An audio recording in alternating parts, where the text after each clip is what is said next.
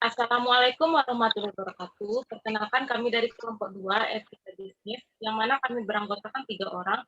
Saya Zulfira Anggraini sebagai narator, Zeki Hidayatul Khairi sebagai auditor Kak Malideman, dan Ella Anissa sebagai Bapak Saiful, Managing Director PT Sukarman. Kami auditor dan kapanpun dimulai. Bu Ella menghubungi Bu Zeki untuk memintanya melakukan audit pada PT Sukarembulan.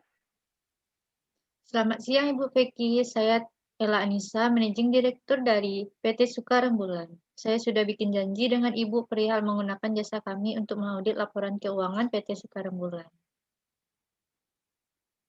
Oh iya, selamat siang Bu Ella. Jadi begini Ibu, saya ingin menggunakan Kap Ibu dengan rekan untuk mengaudit laporan PT Sukarembulan, dikarenakan Kap Upin Ipin sebelumnya telah mengundurkan diri. Boleh. Beruntung banget Kap saya dipercaya oleh perusahaan Ibu, secara perusahaan Ibu perusahaan yang besar. Ibu bisa aja. Jadi bagaimana Ibu bersedia mengaudit PT Sukarembulan? Tentu saja saya sangat bersedia Bu Ella. Setelah Ibu Zeki menerima permintaan PT Sukarembulan, Ibu Zeki lupa melakukan semua prosedur audit, sehingga Ibu Zeki hanya memikirkan popularitas dan KAP-nya. Seharusnya lebih bisa menjaga independensi. Ibu, semua data Ibu butuhkan sudah disiapkan oleh Direktur Keuangan kami. Apabila data yang kurang bisa Ibu hubungi kami lagi. Baik Bu Ella, datanya akan kami periksa terlebih dahulu ya. Terima kasih atas tawaran kerjasamanya. Semoga berjalan dengan lancar ke depannya ya Bu.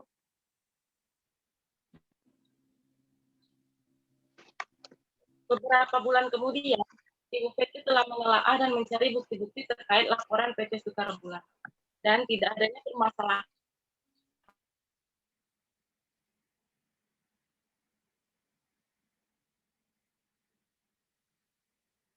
kembali bahwa data-data tersebut telah benar dan Bu Zeki menemukan beberapa data yang tidak signifikan. Mengapa terdapat akun beban yang belum dibayar dalam jumlah yang besar ini ya? Aduh, ternyata ini beban akun selama 14 tahun. Saya harus memastikan kembali dengan Bu Ella, tetapi saya tidak diberi akses untuk melihat kertas kerja tahun sebelumnya. Padahal hal ini pasti akan berpengaruh nantinya. Apa harus saya telah lagi? Apa bagaimana ya? Di sini Bu Zeki sedang menghadapi dilema etika dalam mengambil keputusan. Seharusnya Bu Zeki menindaklanjuti hal ini karena ini sangat berpengaruhi terhadap perusahaan. Tetapi Bu Zeki bimbang kalau ini ditindaklanjuti, maka bakal berpengaruh terhadap karir dan kantor akuntan publik. Jika saya tidak menindaklanjuti ini, berarti saya telah melanggar etika bisnis dan tidak independen. Sebaliknya, jika saya permasalahkan akan berpengaruh pada karir saya dan masa depan kap saya nantinya. Setelah dipikir-pikir lagi, akhirnya Bu Zeki menemui untuk membicarakan perihal beban yang tidak dibayarkan selama 14 tahun tersebut. Selamat siang, Bu Ella. Saya ingin membicarakan perihal hasil audit yang saya temukan, Bu Ella. Siang Ibu Peki, silakan Bu. Setelah saya menelaah dan menelusuri data-data yang Bu berikan, saya menemukan beban yang tidak dibayarkan selama 14 tahun. Bagaimana hal ini dapat terjadi, Bu? Tentunya hal ini dapat berpengaruh terhadap laba Ibu. Iya Ibu, mengenai hal itu akan segera kami bayarkan pada tahun berikutnya. Beban ini tidak berpengaruh terhadap laba perusahaan kami, Bu. Mohon kerjasamanya ya Ibu, agar Kap Ibu dapat kembali menjadi auditor kami untuk tahun berikutnya.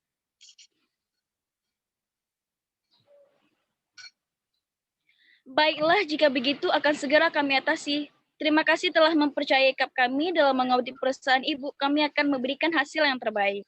Terima kasih kembali Ibu. Bu Ella telah meyakinkan Bu Zeki bahwa beban yang tidak dibayarkan selama 14 tahun ini akan segera dilunasinya dan memberikan gambaran bahwa akan memakai jasa Kap Ibu Zeki lagi untuk tahun-tahun ke depannya apabila hasil audit yang dilakukan Bu Zeki ini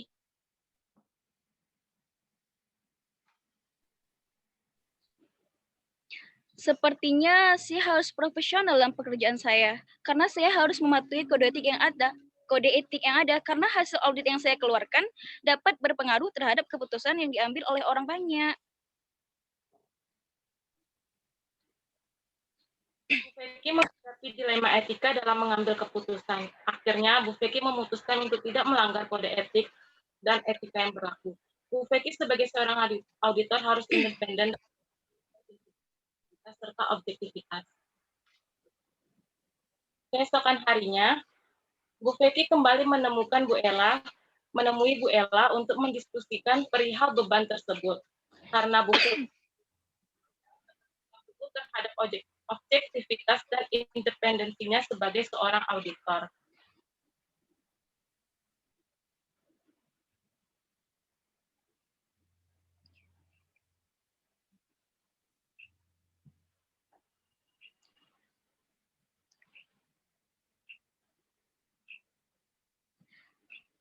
Selamat siang, Bu Ella. Saya ingin Selamat siang, Bu Ella. Maaf, saya mengganggu waktu Ibu. Saya ingin membicarakan kembali terkait hasil audit perusahaan Ibu. Saya ingin bertanya, Bu Ella. Siang kembali Ibu, ada yang bisa saya bantu? Saya ingin membicarakan kembali perihal beban yang tidak Ibu bayar selama 14 tahun ini, Bu. Karena jika tidak Ibu bayar, ini akan berdampak pada keuangan perusahaan Ibu nantinya. Apa tidak bisa diatasi dengan cara lain dulu, Bu? Tidak bisa, Bu. Karena jika tidak dibayar, maka akan berpengaruh pada hasil audit. Pada hasil audit, saya tidak bisa mengubah hasilnya, Bu. Saya tidak ingin melakukan kecurangan. Apabila saya tidak melakukan sepertinya, apa yang Ibu Feki minta, apakah ada dampak bagi perusahaan saya? Kalau untuk saya pribadi nangkap saya tidak akan berpengaruh, Bu Ella. Hal ini juga dapat berpengaruh besar dalam pengambilan keputusan stakeholder nantinya apabila Ibu tidak membayar beban tersebut. Baiklah, kalau begitu, Bu. Terima kasih atas sarannya, akan saya dipertimbangkan. Baik, Bu Ella. Terima kasih, Bu.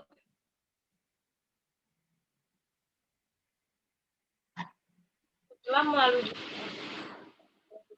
akhirnya Bu Feki mengambil keputusan yaitu tetap menjaga objektivitas dan independensi. Sekian role dari kelompok kami. Mohon maaf apabila ada kesalahan. Kami tutup. Assalamualaikum warahmatullahi wabarakatuh.